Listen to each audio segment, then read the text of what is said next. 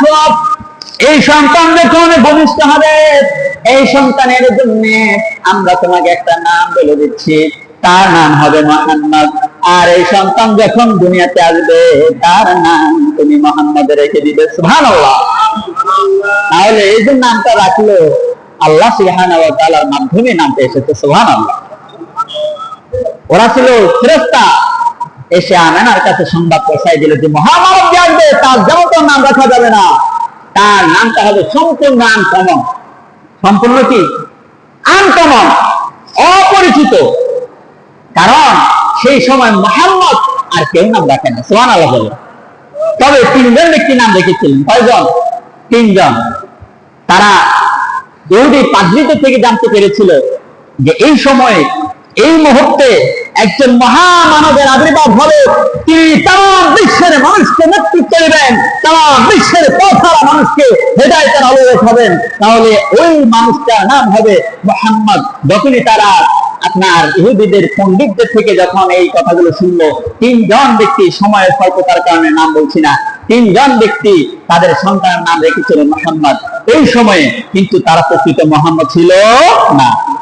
যিনি ছিলেন প্রকৃত মুহাম্মদ, তিনি আরবের সবচেয়ে মর্যাদাবান, যিনি সবচেয়ে সম্মানিত ব্যক্তি ছিলেন, কাবা শরীফের মুতাআল্লিক ছিলেন হযরত রাসূল করিম সাল্লাল্লাহু আলাইহি ওয়াসাল্লামের দাদা আব্দুল মুত্তালিব। তার বংশে তিনি আবির্ভাব করেছেন, জন্মগ্রহণ করেছেন। তিনি তার মাকে যখন দুজন ফেরেশতা জানাই দিলেন, আর তিনি যখন জন্মগ্রহণ করলো, জন্মগ্রহণ করার পরে আমিনা সুসংবাদ জানাই দিল। আমিনা শ্বশুরকে বললেন, শ্বশুরজি, আমার উদরে যখন আমার বাচ্চা ছিল, দুজন আগন্তুক আমার কাছে আসলো, তা আমাকে জানাই দিল এটা কোনো সাধারণ সন্তান নয়, এটা মহামানব, এটা সমগ্র দুনিয়ার মানুষকে নেতৃত্ব দিবে। আর তার নামটাও যেমন তেমন হবে না, তার একটা নাম তারা বলেছেন, তার নাম হবে মুহাম্মদ। বলেন সাল্লাল্লাহু আলাইহি ওয়াসাল্লাম। তার নাম হবে মুহাম্মদ সাল্লাল্লাহু আলাইহি ওয়াসাল্লাম। দাদাও নামটাতে খুশি হয়ে গেলেন, কারণ সেই সময় ছিল এটা আনকমন নাম, কেউ এর নাম রাখে নাই। এবং এই নামের অর্থটা হচ্ছে খুবই সুন্দর। মুহাম্মদ শব্দের অর্থ হচ্ছে প্রশংসিত। আমরা জানি মানুষের জীবনে নামের একটা প্রভাব পড়ে। মুহাম্মদুর রাসূলুল্লাহ সাল্লাল্লাহু আলাইহি ওয়াসাল্লামের জীবনে এই নামটা শুধু প্রভাব পড়ে নাই, এই নামটা পৃথিবী যতদিন থেকে থাকবে, এই নামটাকে মানুষ ভালোবাসা এবং শ্রদ্ধার সাথে স্মরণ করবে। সুবহানাল্লাহ। ঠিক কিনা? যতদিন টিকে থাকবে ততদিন মানুষ, তার শত্রুরাও তাকে তার বিভিন্ন বিষয় নিয়ে অবজ্ঞা করতে পারে, কিন্তু তার নাম নিয়ে কোনো অবজ্ঞা করতে পারে না। সুবহানাল্লাহ বলে। মুহাম্মদ প্রশংসিত।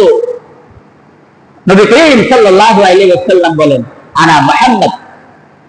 তিনি বলেন, ইন্না লি আসমাউন, আমার অনেকগুলো নাম আছে। কি বলেন? ইন্না লি আসমাউন, আমার অনেকগুলো নাম আছে। আনা মুহাম্মদ, আমি হচ্ছে মুহাম্মদ, আমি প্রশংসিত।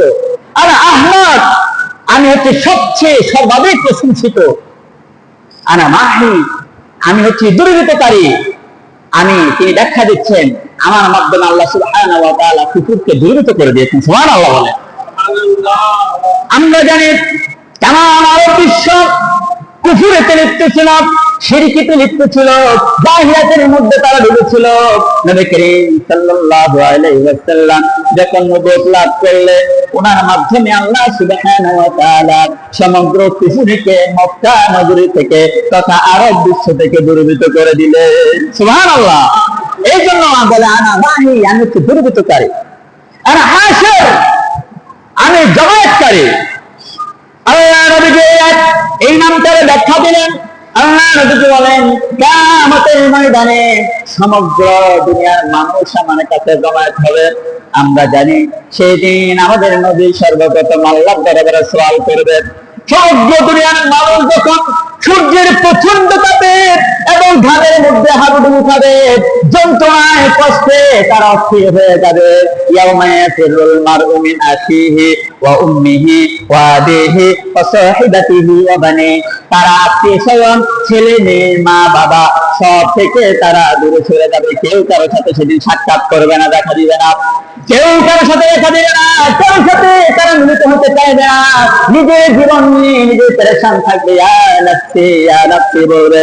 আর সেদিন সবাই আসবে আখিরি পয়গম্বর মুহাম্মদ রাসূলুল্লাহর কাছে, নবী গো আপনি আল্লাহ কি সুপারিশ করেন যাতে করে আল্লাহ হিসাব নিকাশ শুরু করেন আর এই আযাব থেকে আমাদেরকে মুক্তি দিয়া দেন। সুবহানাল্লাহ। আমি জামায়াতকারী, আমি সর্বশেষ আগমনকারী। কে বলছেন? নবীজি মুহাম্মদ রাসূলুল্লাহ সাল্লাল্লাহু আলাইহি ওয়াসাল্লাম। আমি সর্বশেষ আগমনকারী। নবীজি বলছেন আনা আখির, আর কোরআন তাকে খাতর দিচ্ছেন।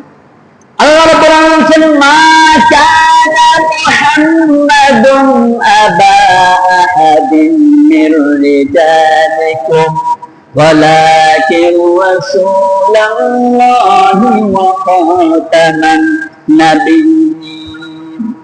আল্লাহ তাআলা বলছেন মা কানা মুহাম্মাদুন আবা আহাদিন মির রিজালিকুম, মুহাম্মদ তোমাদের পুরুষদের, তোমাদের মধ্যে কোন পুরুষের পিতা নন। সুবহানাল্লাহ। ওয়ালাকিন রাসূলুল্লাহ, তিনি হচ্ছেন আল্লাহর রাসূল। ওয়া খাতামান নাবিয়্যিন, তিনি হচ্ছেন শেষ নবী। সুবহানাল্লাহ বলেন। ওয়া খাতামান নাবিয়্যিন, তিনি হচ্ছেন শেষ নবী। আর নবী বলছেন আমি আখির, আমি সর্বশেষ আগমনকারী। কথা মিলছে কিনা? আমার পরে আর নবী আসবে না। আনা খাতামুন নাবিয়্যিন লা নাবিয়্যা বাদি, আমি শেষ নবী, আমার পরে আর কোন নবী আসবে না। যেই যত বড়ই বুজুর্গ নিয়ে আসুক, যত কেরামত দেখাক, যত শয়তানি দেখাক, মুজিজা কেউ দেখাতে পারবে না, কেউ মুজিজা দেখাতে পারবে না। মুজিজা হচ্ছে নবীদের জন্য খাস। নবীরা ছাড়া কেউ মুজিজা দেখাতে পারে না, পারবে না। তারপরে আল্লাহর ওলি যারা, হক্কানি আলেম যারা, বুজুর্গ ব্যক্তি যারা, তারা কেরামত দেখাতে পারে। ওইটাও অলৌকিক ঘটনা, ওই কেরামত তারা দেখাতে পারে। আর একটা অলৌকিক ঘটনা দেখাতে পারে শয়তান জাদুকরেরা। ঠিক কিনা বলেন? তারা দেখবেন জাদুকর যারা, তারা আমাদের সামনে যেটা অসম্ভব সেটা তারা উপস্থাপন করে, বিভিন্ন কৌশলে করে, মন্ত্রের মাধ্যমে তারা করে। তাহলে যেহেতু নবী আসবে না, মুজিজা দেখানো সম্ভব না। আর মুজিজার বিষয় স্পষ্ট কথা হলো, নবী এবং রাসূলদেরকে আল্লাহ যে মুজিজা দিয়েছিলেন তারা তা দাবি করতে পারত যে আমি এই কাজটা তোমাকে করে দেব, এই মুজিজার মাধ্যমে এই কাজটা আমি তোমাকে করে দেব। কিন্তু ওলিরা সেটা পারেন না। ওলিরা আল্লাহর কাছে চান আল্লাহ আমার এটা দেন, আল্লাহ খুশি হয়ে দেন। সুবহানাল্লাহ বলেন। কিন্তু ওনার এটা দাবি করতে পারেন না, তোমার বাচ্চা হয় না, আমি আল্লাহর কাছে বলে তোমার একটা বাচ্চার ব্যবস্থা করে দেবো। বলতে পারো আমি আল্লাহর কাছে চাইবো, তোমার জন্য দোয়া করবো। আর আল্লাহর হক্কানি ওলি যারা, তাদেরকে আল্লাহ ফিরাইয়া দেন না। সুবহানাল্লাহ বলেন। কারণ আল্লাহ বলেছেন উদউনি আস্তাজিব লাকুম, তোমরা আমাকে ডাকো আমি তোমাদের ডাকে সাড়া দেব। সুবহানাল্লাহ। তাই সবচেয়ে বেশি রাখে আল্লাহর ওলিরা, আল্লাহর বুজুর্গ দিনেরা সবচেয়ে বেশি রাখে। কিন্তু আমি বলছি আপনার যত বড় বুজুর্গ নিয়ে আসুক, যত বড় কেরামত দেখাক, যত বড় আশ্চর্য ঘটনা দেখাক, বিশ্বাস করবেন কেউ যদি নবীর আয়ের দাবি করে, তিনি চোখ বন্ধ করে দিবেন। ভণ্ড ভণ্ড ভণ্ড। নবীজি বলেছেন আনা আখির, আমি সর্বশেষ আগমনকারী। আল্লাহ বলেছেন তিনি হচ্ছেন খাতামুন নাবিয়্যিন, তিনি শেষ নবী, তারপর আর কোন নবী আসবেন না। তিনিও বলেছেন আনা খাতামুন নাবিয়্যিন লা নাবিয়্যা বাদি, আমি শেষ নবী, আমার পরে আর কোন নবী আসবেন। কথা কি বোঝা যায়? তাহলে সম্মানিত হাজিরিন, এই যে মুহাম্মদ সাল্লাল্লাহু আলাইহি ওয়াসাল্লাম, এই নামের একটা প্রভাব কিন্তু মানুষের জীবনে আছে। আল্লাহ তাআলা তিনি যে সেই সময় তার মায়ের গর্ভে থেকে আসার পরে ফেরেশতাদের দেওয়া নামটা তিনি যে রাখলেন মুহাম্মদ, তিনি হচ্ছেন প্রশংসিত। বলেন আপনার কিয়ামতের আগ পর্যন্ত সমগ্র ইমানদারেরা, যার ভিতরে ন্যূনতম ইমানদার আছে, ঈমান আছে, সেও যখন আমাদের নবীজির নাম শুনবে বলবে সাল্লাল্লাহু আলাইহি, ঠিক কিনা? আজীবন নবীজির উপর দরুদ পড়বে। মান সাল্লা আলাইহি ওয়াহিদাতান সাল্লাল্লাহু আলাইহি আশরান, যে ব্যক্তি আমাদের নবীর উপর একবার দরুদ পড়বে তার প্রতি আল্লাহ 10 বার রহমত বর্ষণ করবেন। সুবহানাল্লাহ। তাহলে এই মায়ার নবী, দয়ার নবী, এই নবীর নামটা কোরআনের মধ্যে এসেছে 4 বার। কয়বার? কয়বার বলেন? 4 বার। নাম রেখেছেন আমেনা, দাদাকে বলেছেন, দাদাকে গ্রহণ করেছে, আর সেই নামটা আল্লাহ তাআলা কোরআন শরীফের মধ্যে রেখে দিয়েছেন। কোরআন শরীফের মধ্যে জানি কাজ বলেছি মা কানা মুহাম্মাদুন আবা আহাদিন মিন রিজালিকুম, মুহাম্মদ সাল্লাল্লাহু আলাইহি ওয়াসাল্লাম তোমাদের কোন পুরুষের পিতা নন, তিনি তোমাদের কোন কি নয়, পুরুষের পিতা নন, ওয়ালাকিন্না রাসূলুল্লাহ, তিনি হচ্ছেন আল্লাহর রাসূল। এরপরে অন্য আয়াতের মধ্যে আল্লাহ সুবহানাহু ওয়া তাআলা বলেন, ওয়াল্লাযীনা আমানু ওয়া আমিলুস সালিহাতি ওয়া আমিনু বিমা নাযালা আলা মুহাম্মাদিন ওয়া হুয়া হাক্কু মির রাব্বিহি।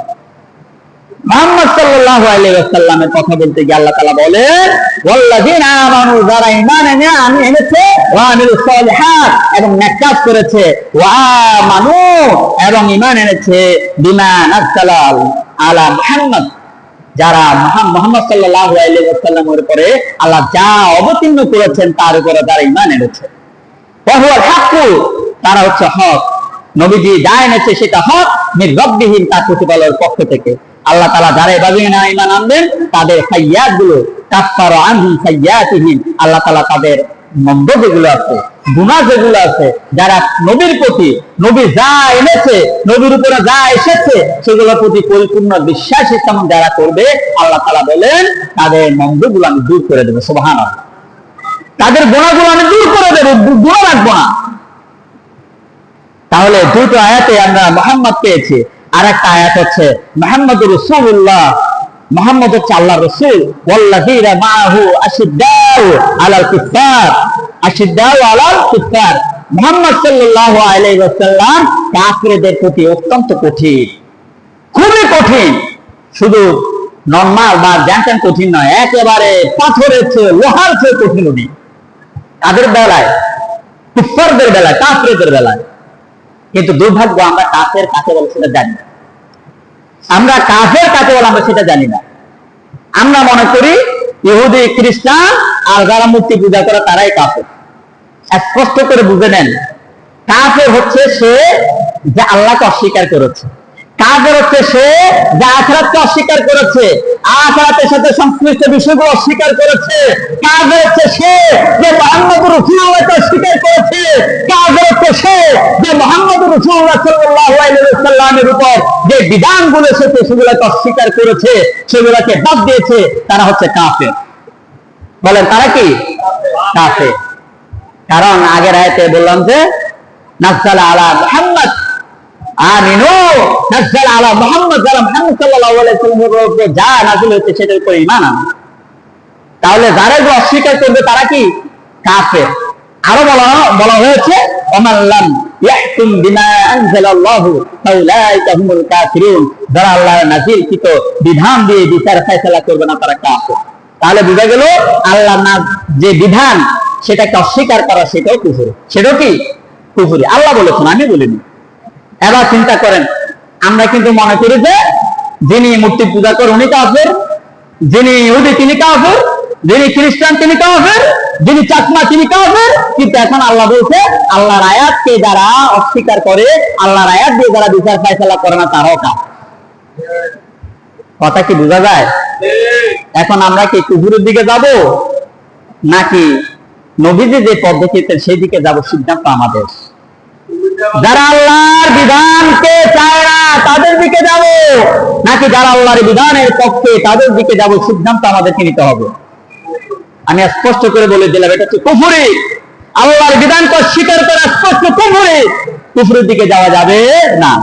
আমরা অনেকে বলি, হ্যাঁ, যখন আমাদের কোন উপলক্ষ আসে একেবারে আমাদের অনেকেই বড় বড় বাণী দেয়, মুহাম্মদুর রাসূলুল্লাহ আদর্শ ছাড়া এই পৃথিবীতে শান্তি অসম্ভব, এটা মানতে হবে, এন করতে হবে, তেন করতে হবে। কিন্তু কাজের বেলা তিনি ফজর নামাজটা পড়েন না, একটা ওয়াক্ত নামাজও তিনি পড়েন না। যখন কোন জনসভায় যায় তখন মাথা টুপি দেয়, মানুষকে সে ধোঁকা দেয়। অথচ আল্লাহ সুবহানাহু ওয়া তাআলা মুহাম্মদুর রাসূলুল্লাহ সাল্লাল্লাহু আলাইহি ওয়াসাল্লামের আপনার নাম বলতে গিয়ে আরেকটা জায়গায় বললেন তারা হবে রুকআন সুজদা, তারা হবে রুকুকারী সিজদাকারী। সুবহানাল্লাহ বলেন না? তারা হবে রুকুকারী সিজদাকারী। মুহাম্মদের নামটা বলতে গিয়ে আল্লাহ তাআলা পরবর্তীতে আয়াতে বললেন। এখন আমরা কি রুকুকারী, আমরা কি সিজদাকারী? বলেন। আমাদের মাদ্রাসায় এই দিন আমাকে বলেন, হুজুর ফজর নামাজে মুসল্লি বাড়ান। আসলে তুমি অন্তর দুঃখ নিয়ে বলছেন কথাটা। ফজর নামাজের সময় মুসল্লি 2 জন 3 জন 4 জন, অনেক সময় আমরা ইমাম হবো। আমরা কি সবাই রুকুকারী হতে চাই না? কথা বলেন, রুকুকারী হতে চাই না? আল্লাহ কি রুকুকারী হতে নির্দেশ দেন নাই? আল্লাহ কি সিজদাকে হতে নির্দেশ দেন নাই? তাহলে আমি কেমনে রুকুকারী হবো না? আমি কেমনে সিজদাকে হবো না? আমি কেমনে ঘুমায় থাকবো? আমি কেমনে ব্যবসা বাণিজ্য নিয়ে ব্যস্ত থাকবো? আল্লাহর আদেশ কি আমার মাথায় ঢুকে না? আল্লাহর আদেশ কি আমার মনে পড়ে না? মুয়াজ্জিনকে হাইয়া আলাস সালাহ বলে আমাকে ডাকে না? যদি কিয়ামতের ময়দানে আল্লাহ ধরে তোমাকে 5 বার আমার মুয়াজ্জিনকে নির্দেশ দিয়েছে, হাইয়া আলাস সালাহ, আসুন আমাদের দিকে, হাইয়া আলাস ফালাহ, আসো কল্যাণের দিকে। তুমি তো কল্যাণের দিকে আসো নাই, আজকে তোমার স্থান জাহান্নাম। নাউযুবিল্লাহি মিন যালিক। বলেন নাউযুবিল্লাহি মিন যালিক। তখন অবস্থা কি হবে? তাহলে আপনি তো কল্যাণের দিকে আসেন নাই। কল্যাণ কোথায়? নামাজে। বলেন কল্যাণ কোথায়? নামাজে। তাদাফআল মুমিনুন, মুমিনরা সফল হয়ে গিয়েছে, মুমিনরা কল্যাণ লাভ করে যাচ্ছে। আল্লাযীনা হুম ফী সালাতিহিম খাশিউন, যারা তাদের নামাজের মধ্যে বিনয় হয়ে গিয়েছে। সুবহানাল্লাহ বলেন। সম্মানিত হাজির, তাহলে আমি বলছি, আমরা যদি নবীকে ভালোবাসি, নবীজির গুণগান, নবীজির জন্য প্রশংসা বলতে গেলে আর অনেক সময় লেগে যাবে। আমি শুধু বলছি মুহাম্মদ সাল্লাল্লাহু আলাইহি ওয়াসাল্লাম কোরআনে এসেছে 4 বার, আহমদ এসেছে 1 বার, সেগুলো নিয়ে আলোচনা করলে আরো অনেক সময় লেগে যাবে। আম্মা জান আমেনা তিনি বলছেন যে তিনি যখন গর্ভধারণ করলেন, তখন মুহাম্মদ সাল্লাল্লাহু আলাইহি ওয়াসাল্লাম যখন তার গর্ভে, সেখান থেকে তার পেট থেকে, তার উদর থেকে একটা আলো বের হলো। নবীজি বলছেন যে আমার মায়ের পেট থেকে যে আলোটা বের হয়েছে, সেটা দিয়ে তিনি দেখলেন সিরিয়ার সমস্ত রাস্তাঘাটগুলো আলোকিত হয়ে গেছে। সুবহানাল্লাহ। আম্মা জান আমেনা বর্ণনা করছেন, নবীজি সাল্লাল্লাহু আলাইহি ওয়াসাল্লাম তিনি যখন জন্মগ্রহণ করলেন, তখন তিনি, আমরা সাধারণ শিশুরা দুনিয়াতে আসার পরে খতনা করায়, আর নবীজিকে আল্লাহ খতনা করিয়ে পাঠিয়েছেন। সুবহানাল্লাহ। নবীজিকে আল্লাহ খতনা করে পাঠিয়েছেন। আমরা আমাদের নারগুলো কাটতে হয়। আম্মা জান আমেনা বলেন, আমার শিশু সন্তানের নার কাটতে হয় নাই, আমার শিশু সন্তান নার কাটাই জন্মগ্রহণ করেছে। সুবহানাল্লাহ। আরো শুনলেন, আশ্চর্য হয়ে যাবেন, আম্মা জান আমেনা তাকে যখন প্রসব করলেন, তা প্রসব বেদনা হয় নাই। সুবহানাল্লাহ বলবেন না? আরো শুনেন, কত শুনবেন, আমি শেষ করে দিচ্ছি। সম্ভবত আবুল আহাব আব্দুল মুত্তালিবের কাছে বিচার দিলেন, আব্বাজান আপনার ছেলে আব্দুল্লাহ তো মারা গেছে, এখন বিধবা আমেনা, তার গর্ভে সন্তান, কিন্তু সে এত সুগন্ধি ব্যবহার করে, সুগন্ধের জন্য ওদিকে যাওয়া যায় না, আপনি একটা বিহিত করেন। আব্দুল মুত্তালিব চিন্তা করলেন, ঘটনা তো খারাপ, ছেলে মারা গেল, বউ কেন সুগন্ধি লাগাবে? গিয়ে বললো, আমেনা, জি আব্বাজান, তোমার ব্যাপারে কথা শুনতেছি, তুমি সুগন্ধি কেন ব্যবহার করো, কেন সুগন্ধি লাগাও? আম্মা জান আমেনা জানাই দিলেন, আব্বাজান আমি তো কোনো সুগন্ধি ব্যবহার করি না, এই সন্তান আমার পেটে আসার পর থেকে সুগন্ধি বের হচ্ছে। সুবহানাল্লাহ, আল্লাহু আকবার। কত শুনবেন? এই সন্তান যখন ভূমিষ্ঠ হলো, আমরা ওয়া ওয়া করে চিৎকার দেই, আর এই সন্তান ভূমিষ্ঠ হওয়ার পর সেই জালি কি করেছে? আল্লাহু আকবার। প্রতিটি কর্মে এই সন্তান জন্ম প্রমাণ করেছে সেটা সাধারণ কোন সন্তান নয়, এটা মহামানব, এটা সমস্ত দুনিয়ার মানুষকে অন্ধকার থেকে বাঁচিয়ে আলোর দিকে নিয়ে যাবে, গোমরাহ থেকে বাঁচিয়ে হেদায়েতের পথে নিয়ে যাবে, এবং নবীজির সাথে জান্নাতে নিয়ে যাবে। সুবহানাল্লাহ। সেই নবীর জীবনী আমরা শুনবো, নবীজিকে ভালোবাসবো। নবীজি সাল্লাল্লাহু আলাইহি ওয়াসাল্লাম বলেছেন, লা ইউমিনু আহাদুকুম হাত্তা আকুনা আলাইহি মিন ওয়ালিদিহি ওয়া ওয়ালাদিহি ওয়ান নাসি আজমাইন, যতক্ষণ পর্যন্ত আমি তার থেকে, তার মা বাবা থেকে, সমস্ত মানুষ থেকে তার কাছে প্রিয় না হবো, ততক্ষণ পর্যন্ত তোমরা ইমানদার হতে পারবে না, মুমিন হতে তোমরা পারবে না। সেই নবীকে যদি আমরা ভালোবাসি, থেকে আমাদেরকে সিদ্ধান্ত নিতে হবে, আমরা নবীজির প্রেমিক, নবীজির আশিক, নবীজিকে ভালোবাসি। অতএব নবীজির সবচেয়ে প্রিয় যে বিষয়টা ছিল, সেটা ছিল নামাজ। বলেন সেটা কি ছিল? কথা বলেন, সেটা কি ছিল? সবচেয়ে প্রিয় আমল যেটা ছিল, সেটা ছিল নামাজ। তাতে গভীরে দাঁড়িয়ে দাঁড়িয়ে লম্বা লম্বা কেরাত করে করে তিনি নামাজ পড়তেন, অনেক লম্বা কেরাত ধরতেন, পায়ে রস নেমে পাটা খুলে যাইতেন। সুবহানাল্লাহ বলবেন না? এত নামাজ তিনি পড়ছেন, তাহাজ্জুদ করেছেন, কত নকল নামাজ তিনি পড়েছেন, আর আমি ওনার আশেক হয়ে, আমি ওনার উম্মত হয়ে, ওনার প্রকৃত উম্মত দাবিদার করে আমি যখন মুয়াজ্জিন বলে হাই আলাল সালাহ আমি নামাজের দিকে আসি না, মুয়াজ্জিন যখন বলে হাই আলাল সালাহ আমি নামাজের দিকে আসি না, ভাইয়ারা কি জবাব দিবেন আল্লাহর কাছে? নবীজি যদি প্রশ্ন করেন, ও উম্মতেরা, এই নামাজ প্রতিষ্ঠা করার জন্য কত কষ্ট আমি করেছি, আমি কি না করেছি, কত কষ্ট ভোগ করেছি তোমরা জানো, এরপর নামাজ কেন করো নাই, কি জবাব দিবে? কি জবাব দেবো আমরা? ভাইরা, শেষ কথা, শেষ অনুরোধ, আমরা সবাই 5 ওয়াক্ত নামাজ পড়বো। আমাদের এই যে ছোট্ট ছোট্ট বাচ্চা যেগুলো আছে সেগুলোকে নামাজের প্রশিক্ষণ দেবো, কারণ আমি নামাজ না পড়লে আমার এই বাচ্চাগুলো নামাজ পড়বে না। আপনি যতই মাদ্রাসায় পড়ান, আপনি আপনার ছেলে হেফজখানায় পড়েছে, মাদ্রাসায় পড়েছে, ঘরে এসেছে, দেখলো বাবা মা শুয়ে আছে, এই ছেলে কি নামাজ পড়বে? বলেন, নামাজ পড়বে? বরং সে যখন মাদ্রাসাটাকে 5 ওয়াক্ত পড়ে, আপনার ঘরে আসে 1 ওয়াক্ত নামাজ পড়ে না। আপনি জোর দিলেও পড়েন না, কারণ আপনি নিজেই পড়েন না। আল্লাহ তাআলা আমাদেরকে এই কথাগুলো বুঝার তৌফিক দান করে দিল, আমিন। আমরা যেন 5 ওয়াক্ত নামাজ পড়তে পারি, আমাদের সন্তানগুলোকে শিক্ষা দিতে পারি। আল্লাহ তাআলা আমাদের সবাইকে তৌফিক দান করুক। যারা সুন্নাত পড়েন না, 4 রাকাত সুন্নাত নামাজ